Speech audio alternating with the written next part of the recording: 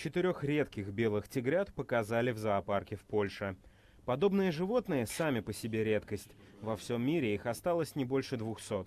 А рождение сразу 4 детенышей и вовсе уникальная ситуация. Мы счастливы, что тигрята родились здесь и что их 4. Нигде в мире подобного не случалось. Таких тигров осталось крайне мало. В дикой природе вообще нет, а у нас в зоопарке их 17. Так что здесь фактически едва ли не 7-я часть всей популяции. В минувшем сентябре в зоопарке родились 3 белых тигренка и 4 львенка того же цвета. Необычный окрас шкуры появляется благодаря рецессивному гену.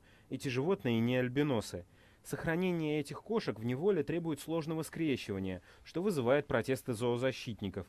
Многие детеныши рождаются с генетическими дефектами, например, косоглазием и слабым иммунитетом.